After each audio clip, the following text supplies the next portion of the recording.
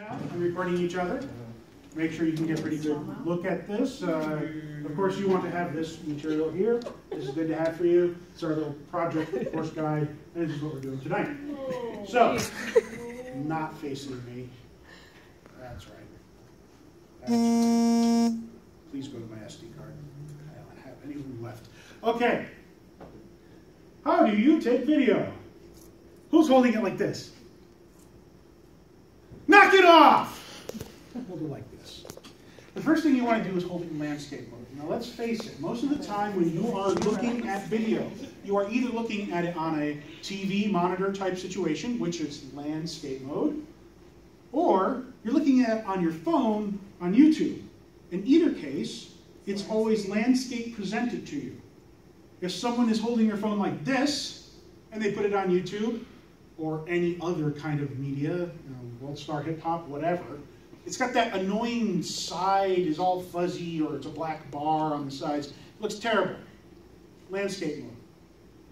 That's number one. Allow me to write it down. Landscape. Now, it's your phone. It's expensive. Both hands, please. Yeah. They're getting better. They're getting tougher, I know. But seriously, how much does this thing cost? A lot. Yeah, way too much. And if you bought it on the open market, that's expensive as shit. Hold it with both hands. And, pinkies up so that you don't get them in front of the camera. I always do that. I know it looks silly, but you know what? I would rather look silly than have a broken phone. I fucking love my Note. It's such a good camera. It's awesome. It's got stylus now. So, you're holding it in landscape. Okay. Next. This is about how you actually get the video. Normally, we all kind of do this sort of thing, don't we? Like, one hand. I mean, I even do this every once in a while. I have kids. I've got tons of videos of my kids on Facebook and on YouTube. You can really find them. They're adorable shit. However, that's bouncy, isn't it? If you're taking video, you're actually taking the time out of your life. Instead of just watching the fucking thing happen, instead of watching the interesting event, you're actually paying attention to your phone and recording the event. That's what you're actually doing. It doesn't matter if the event's happening on the screen in front of you, you're still recording it, and that's what your mind is going on.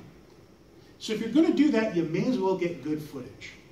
That way, at least you can look at it again later, or whoever you want to show to can see it without getting seasick.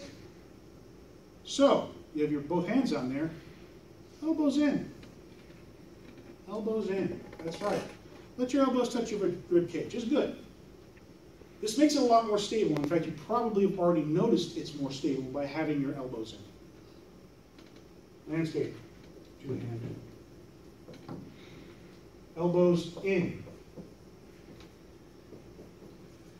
Additionally, since you're taking footage, you're probably not moving around a heck of a lot.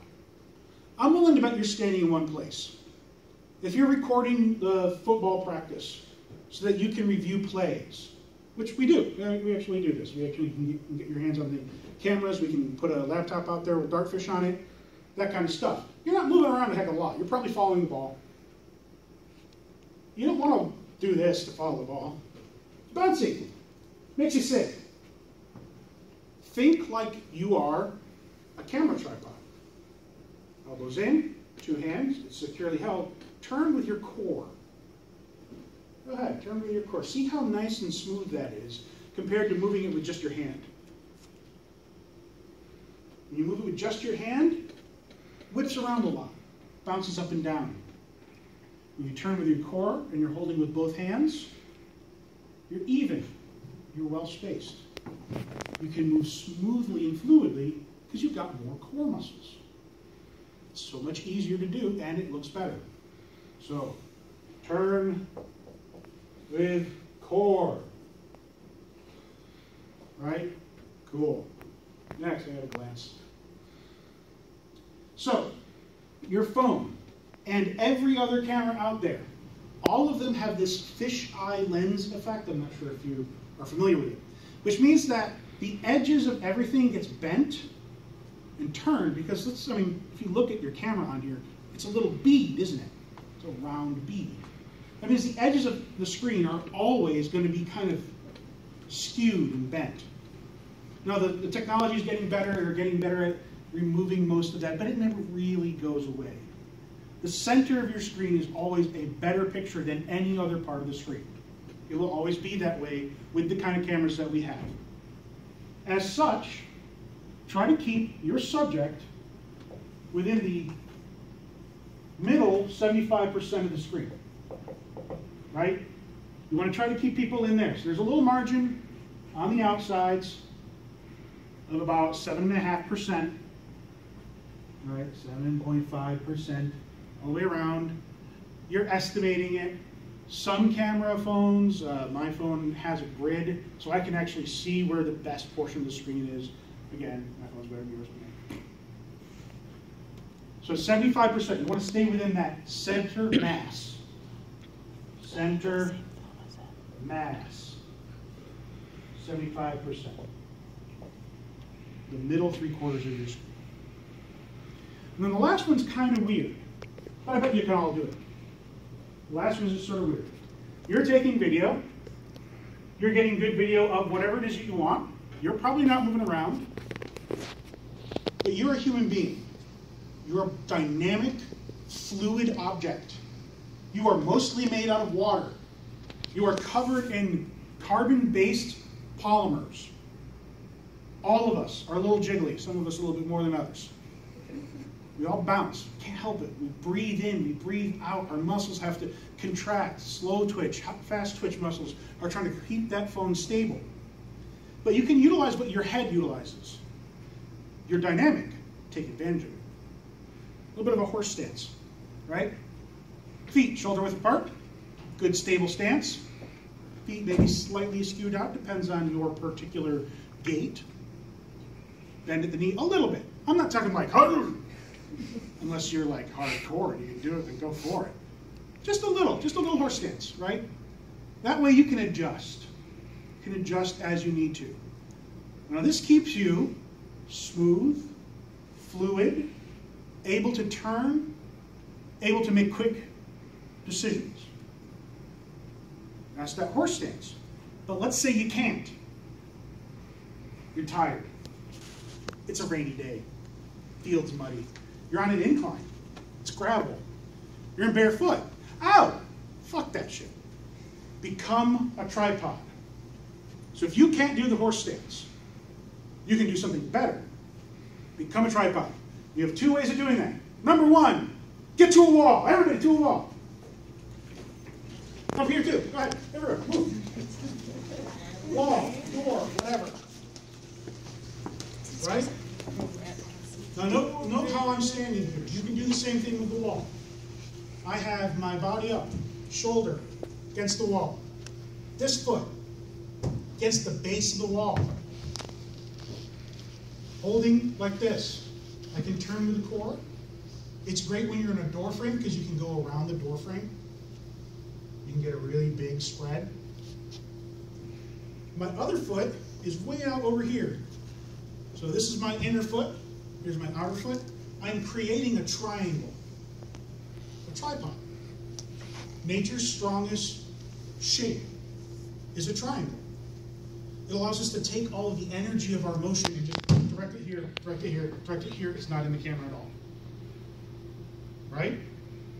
So there's that. Your second one. Quick, back to your seat. Quick, run, go. Your second tripod option. Are we sitting? Are we standing? And this one's really good for this class, especially because I want you to take video. I want you to take pictures. You should be doing this in all your classes if your teachers will let you do it. Is I got a table in front of me, right? Elbow, elbow, belly. Okay, you don't have bellies. But elbow, elbow, sternum. Lean into it. Take all of the weight of your body off of it. I am not putting any of my body's energetic motion into this camera now. It's dead stable. Looks good. I'm taking away my energy. It's going right into the table, making a triangle. You become the tripod. That is the fifth one. of the most important things you can do. So it's tripod, 4 horse.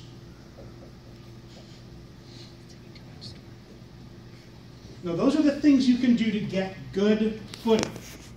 There are some things that you might want to keep in mind. All right? And this is stuff that we will address within our lessons here, especially over here with lighting and staging. Lighting. That's a pain in the ass. If you're outside, you gotta try to keep the sun behind you. The sun will wash out any camera. It doesn't matter how good that camera is. It doesn't matter if you're using one of our professional ones. You got the sun in the frame, nothing. It's just gone. Everything's gone. It's impossible to recover from. And I know, I do this professionally. I recover video and still images that are on ye old, like, actual film, which is higher resolution than any digital camera we have. Old chemical film is still better than what we have here. And I can try and recover some of the image. Working in Photoshop for like 9 days straight until my hair starts to grow out again and I'm all scraggly. And my boss says, go home. And I'm like, but I am at home. So I probably am, actually. He's looking at me through WebEx. Stop, just stop. But that happens. I mean, that's the kind of stuff that you have to deal with. So take precautions, get it out of the way. Get that sun behind you, right?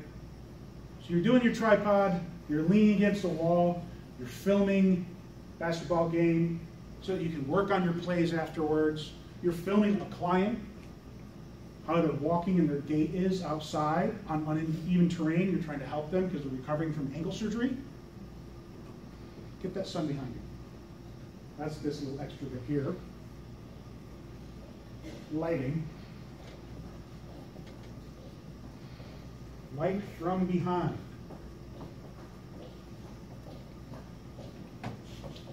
You. Behind you. And the last one is sound. Now, sound is always a problem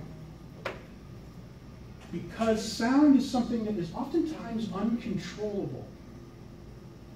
You can't do too much about it. Your camera is going to pick up sound, anything near it, which will include your breath. You might find it very strong on this, you might not, in the video you're taking right now. I'm going to find it is, because I'm an asthmatic, so my breath is very loud. So I might have to move the camera a little bit further away from my body. That does make it bounce more. Take that into consideration. When you're filming, especially with things like your phone, you can oftentimes turn down the gain on the sound.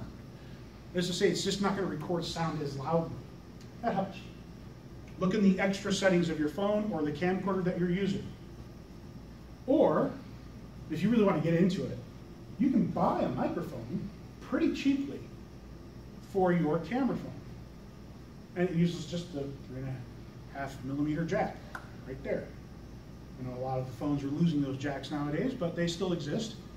And maybe your phone came with one. Heck, mine did. You know the phone cord, you plug it in, put it in your ear, but it's also got the little speaker right here so you can talk into it? That works great. Plug it in. And just let it hang down. That way it's not getting you at all. Or plug it in and clip it on or tape it on or something, so it's not getting any of your sound whatsoever. That's another little trick. But sound is just an issue. I can't really, there's no real good way to take care of it unless you're really going to go ahead, buy the microphone, utilize a good camera, get a tripod. Fuck, you're already up to like $3,000 of stuff. What can I say? You do what you got. So, this is Project 1. Thank you very much, and I'll stop it.